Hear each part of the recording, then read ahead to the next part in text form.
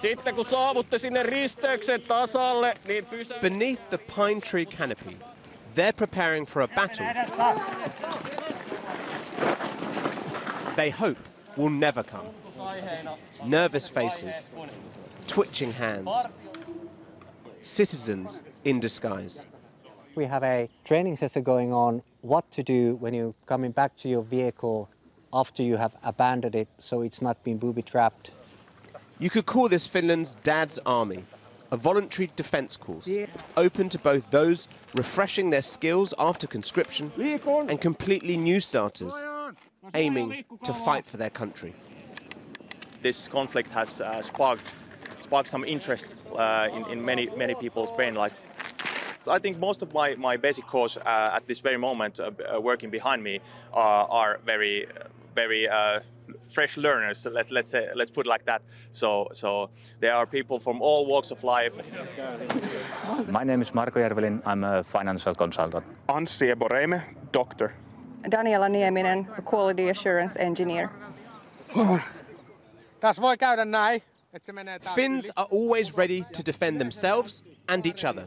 National service means this country can call on 900,000 reservists. That was always a precaution, but their neighbours' aggression has been a turning point. Applications to train here have gone up tenfold. The most popular courses, shooting practice and anti-tank combat. Here they're learning self-defence, and that's a reflection of the rise in concern around Russia's actions since the invasion of Ukraine. And that's also seen in wider society, where support for joining NATO has tripled in just a matter of weeks. Before the war in Ukraine, why did you think it wasn't right to join NATO? As the environment has been changing and the politics have been made clear that Russia is not intending to honor anybody else's wishes and laws. So in that sense, we need to also change our views. My female friends are more interested in learning like shooting and basic training. As a father, I thought like, what if this was my wife and my children? And then that kind of made me kind of think that, okay, we need to be prepared. Some people in Britain will say it seems a bit weird, you know, Finnish people learning how to deal with landmines, all that kind of stuff. What would you say to them? Well, when you have the sort of neighbours we do, it's not that weird. Finland has resisted joining the alliance for decades, because this nation knows all too well what happens when the Russians make a move. The Finns continue to defend their country against the Russian aggressor with the greatest valor and tenacity. In 1939, the Soviet Union invaded. The Finns lost territory, but they resisted occupation.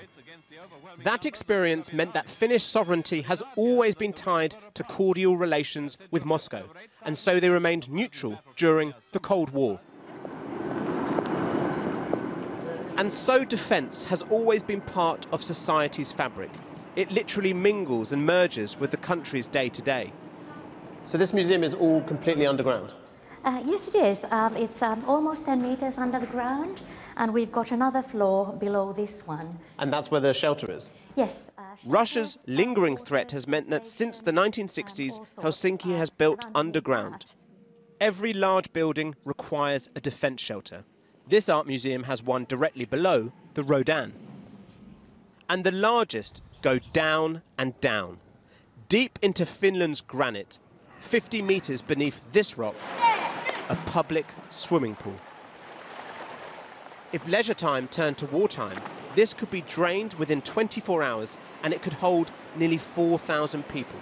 And all of these locals know which shelter is theirs, whether it's in the basement of their apartment block or right here beneath the diving board. We Finns, we are prepared for the worst, but we hope for the best. Hi, nice to meet you. Yes, yet if that is Finland's motto, why did it take so long for politicians to want to join NATO? Russia invaded Georgia in 2008. Why not then? Well, that's a good question. I think that we should have taken that seriously when Putin indicated already 2005 that he sees the division between East and West. So it took this very tragic, dramatic war that finally pushed us over the line. Is there, at the same point as thinking this is the right move to join NATO, there's also a regret about having to do it? Russia has distanced itself from the European security order, and it is their choice. I regret it. Of course, we would have been in favor of good, friendly neighborhood with Russia. In Finland, preparation is religion, but non-alignment was never orthodox. It was pragmatic for a nation looking out onto the Finnish Gulf towards St Petersburg. Russia still looms over them here, but this is a nation now firmly looking to the west, where they see their best hope not just for tomorrow, but the years ahead.